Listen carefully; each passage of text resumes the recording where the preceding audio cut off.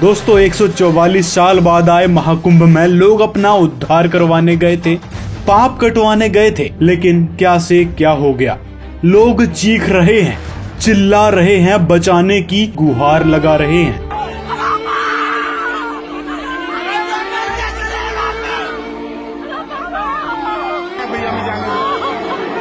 लेकिन ना तो गंगा मैया ने पुकार सुनी, ना ही महादेव ने, ना ही ब्रह्मा विष्णु ने, और ना ही 33 करोड़ देवी देवताओं ने। लोग आस लगाए बैठे थे कि कोई न कोई देवता हमारी मदद जरूर करेंगे, लेकिन हुआ इसके विपरीत। एक आह भरी होगी हमने न सुनी होगी, जाते जाते तुमने। और इतने बड़े बड़े साधु संत, सन्यासियों और भक्तों की टोली इस प्रयागराज में नहाने के लिए आई थी, लेकिन उन्होंने भी कोई सहारा नहीं दिया। लोग रोते रहे, भगवान से गुहार लगाते रहे, लेकिन सुनने वाला कोई नहीं था। जिन गुरुओं को हम महान समझते थे, बड़े पहुंचे हुए महापुरुष समझते थे, धीरेन्द्र शास्त्री जैसे कथावाचक लोगों की मन की बात जान लेने का दावा करते थे, वो तक भोले भक्तों की मदद नहीं कर पाए। हर व्यक्ति को आना चाहिए, जो नहीं आएगा वो पछताएगा, वो देशद्रोही कहलाएगा। अभी कई लोग यहाँ की व्यवस्थाओं पे सवाल खड़े कर रहे हैं, कह रहे हैं कि आप बच्चे कैसा व्यवस्था अनूठी, अद्भुत है। हमारे अंदर तो आस्था है और हमें हर जगह व्यवस्था है। और भारत के जितने लोग आ रहे हैं, जिनके अंदर विरोध का कीड़ा नहीं है, उन्हें व्यवस्था और आस्था नजर आ रही, और जिनके अंदर आस्था नहीं है, उन्हें अव्यवस्था नहीं। हम यहाँ व्यवस्था लेने थोड़ी आए हैं, हम यहाँ तो सनातन का परचम लहराने और अपनी गंगा मैया में डुबकी लगाने आए। हाँ, अब तो लहरा दिया सनातन का परचम। वहाँ लोग चिल्ला रहे हैं, बचाओ बचाओ कह रहे हैं, लेकिन ना तो आपने सुनी, ना आपके बालाजी ने। फिर किस बात का परचम लहराया जा रहा है सनातन का? सनातन के नाम पे इन जैसे नकली गुरुओं ने ही जनता की ये दुर्दशा करवाई है। यहाँ पे लाशें पड़ी हुई थी, कोई पूछने वाला नहीं था। मलबे में से लाशें निकल रही थी। ये आप देखेंगे एक ट्रैक्टर भर करके यहाँ से कपड़े, लत्ते, चप्पल सब कुछ ले जाया जा रहा है। भगदड़ के जो निशानियां हैं उसको हटाया जा रहा है। कम से कम 7-8 ट्रैक्टर गए। ये तस्वीरें छिपाई जाएंगी, जो ये गवाही है बताएगा, इसकी कोई जिम्मेदारी लेगा कि नहीं लेगा। भगदड़ हुई है, उसका किसी वीडियो में, किसी चैनल में कैजुअलिटी का कहीं जिक्र ही नहीं है। इतने कार्ड यहाँ पे लावारिस है, इसका मतलब ये लोग कहाँ चले गए? हम लोग उठा रहे हैं, गिर रहे हैं, लोग कितने कुचल भी गए। उन्होंने ये बात क्यों नहीं बताया कि संगम के अलावा झूसी इलाके में भी भगदड़ मची थी। इस एक बड़ी घटना से इन नकली गुरुओं द्वारा फैलाए गए पाखंड और अंधभक्ति की पोल खुल रही है कि किस प्रकार इन्होंने लोगों को दिग्भ्रमित किया है सनातन के नाम पर, हिंदू धर्म के नाम पर। किस प्रकार लोगों को ये शास्त्र विरुद्ध भक्ति करवाने में तुले थे, और इसी कारण ये लोग लोगों की जान के दुश्मन बन बैठे। और मेरी वाइफ से भगदड़ हुई, मेरा हाथ छूट गया, बस इतने में मुझे पता नहीं चला। सिस्टर वो हाथ चले गए, मैं बहुत परेशान हूँ। मैं सुबह से खूब ढूंढ रहा हूँ, लेकिन मेरा कोई पता मुझे नहीं मिल पा रहा है।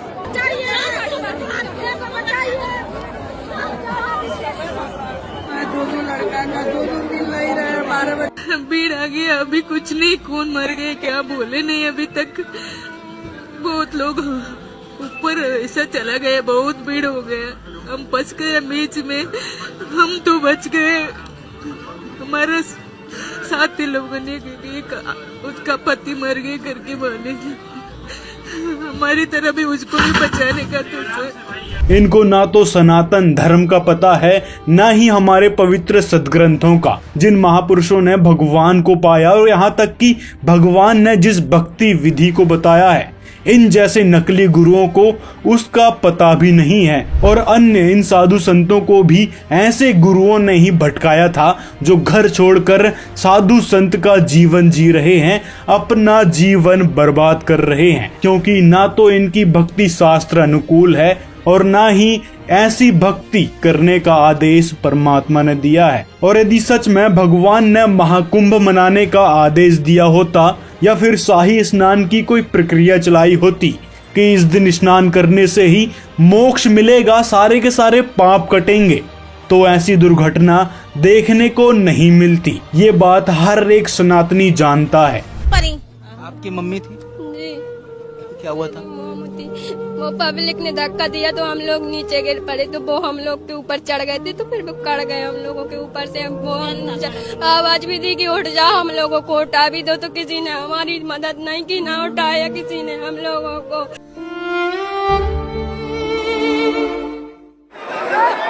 हर तरफ गूंजती चीखें। माँ खत्म हो गया, मेरा माँ खत्म हो गया। तो माँ को गोदी को उठाते हम सोचे हम भी मर जाएंगे।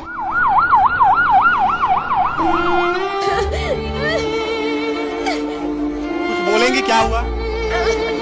क्या हुआ आपके साथ में? क्या परेशानी है? कुछ बताएंगे? प्रयागराज में भक्ति के नाम पर हुई इस घटना ने भगवान के ऊपर सवाल खड़ा कर दिया है कि क्या सच में भगवान ऐसे होते हैं जो अपने भोले भक्तों को बेसहारा छोड़ देते हैं। अब लोग भी विचार करने में विवश हो जाएंगे कि जो हम भक्ति कर रहे हैं वो सच में सही थी या नहीं। और अगर अब भी आपके मन में ये सवाल नहीं आता है तो समझ लेना कि आप कितने गड्ढे में जा चुके हैं अंधभक्ति के, और किस प्रकार इन नकली गुरुओं ने आपका ब्रेन वॉश किया है अपनी बातों के माध्यम से, भड़काऊ बयानों के माध्यम से। क्या नाम है आपका? रिंकू देवी। क्या हुआ है? वो हम दिलों गिर के उसको नीचे चाप के मार दिया। कहाँ पर? वहाँ नहाने घाट पर, गंगा जी के घाट पर। कौन कौन थे आपके साथ में? मेरे सास है। हाँ। कितने बजे की घटना है? वो 1 बजे को घटना है। अच्छा, ये कहाँ पर हुआ एग्जैक्ट? पता नहीं, नदी के पास है। नदी के किनारे डुबकी लगा रहे थे? हाँ, नहीं डुबकी नहीं लगाए। सुखलाही में नदी के पास न है। अच्छा, जहाँ नहाने जाए के घरे। तो आपके साथ कितने लोग थे? हम लोग 10 लोग हैं। 10 लोग में तू ये लोग बचे हैं, एगो फायर हो गया। हुआ क्या था? क्या देखा आपने? कुछ नहीं देखे, वो देखे कि हम भी उस पर चढ़ गया लोग। हाँ, वो देखे, कुछ नहीं देखा। हम लोग भी जता गया, कोई भैया लोग हमारा लोग खींच के ऊपर कर दिया। घटना हो गई है क्या? कैसे देख रहे हैं अपने आगे आंखों के सामने, पहली बार जीवन में इतना बड़ा हादसा। लोग किस तरह से मरे कीड़े मकोड़ों की तरह मरे। अब जो लोग सोच रहे हैं कि इतनी बड़ी दुर्घटना आखिर हुई कैसे, क्या भगवान नाम की चीज होती ही नहीं है इस संसार में? यदि होती तो इस प्रकार की दुर्घटनाएं नहीं होती। तो जवाब है कि ये भक्ति जो महाकुंभ में जाकर लोग कर रहे थे, शाही स्नान के नाम पर ड्रामेबाजी कर रहे थे, तो इससे कोई लाभ होने वाला नहीं है। ना ही हमारे किसी भी सदग्रंथों में इस प्रकार की भक्ति का जिक्र है या फिर महाकुंभ मनाने का जिक्र है। भोले भाले भक्त भगवान के संविधान यानी शास्त्रों में लिखी भक्ति को अपनाने की जगह है इन नकली गुरुओं द्वारा चलाई गई अंधभक्ति को अपनाने लगे, जिसके कारण भगवान से किसी भी प्रकार का लाभ नहीं मिल रहा है।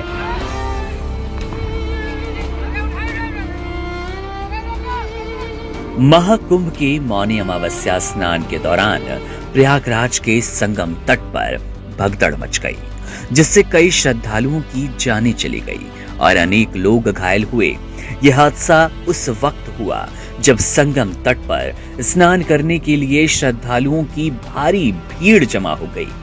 मौनी अमावस्या पर स्नान का विशेष महत्व होता है, जिसके चलते करोड़ों की संख्या में श्रद्धालु संगम पहुंचते हैं। लेकिन इस बार भीड़ के अत्यधिक दबाव के कारण हालात बेकाबू हो गए। यहाँ पर संत रामपाल जी महाराज बताते हैं, पर भी लेन जात है दुनिया, हमरा ज्ञान किने ना सुनिया। भगवान हमारे पिता हमारे बीच में खड़े होकर रो रहे हैं और कह रहे हैं कि पर भी लेन जात है दुनिया, हमरा ज्ञान किन्हे ना सुनिया। ये बोली आत्माएं कुंभ के मेले पर जो पर भी लगती है, वहां उस तालाब में स्नान करके मोक्ष मान रहे हैं। और हमारा ज्ञान किन्हें ना सुनिया, हमारा ज्ञान कोई सुनकर राजी नहीं, जिससे मोक्ष भी होगा और कहीं भटकना भी नहीं पड़ेगा। अब क्या बताते हैं परमात्मा कि चारों युग में मेरे संत पुकारे और कूक कहा हम हेल रे, ये हीरे माणिक मोती बरसे और ये जग चुगता ढेल रे। कहते हैं अनजानपने में हमारे तत्व ज्ञान को स्वीकार ना करके इस आन उपासना रूपी शास्त्र विधि त्याग का मनमाना आचरण करके ये डले ढोरे हैं। श्रीमद् भगवत गीता अध्याय नंबर 16 के श्लोक नंबर 23 और 24 में स्पष्ट किया है कि शास्त्र विधि को त्याग कर मनमाना आचरण करते हैं जो व्यक्ति,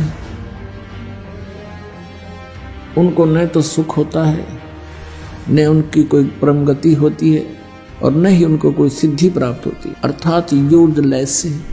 तो दोस्तों आप सभी से निवेदन है, जो चले गए हैं उनको ही देखकर आप अपने जीवन की दिशा बदल सकते हैं। वो लोग बेचारे गए थे अंध भक्ति के तहत अपने जीवन का उद्धार करवाने, लेकिन हुआ इसके विपरीत।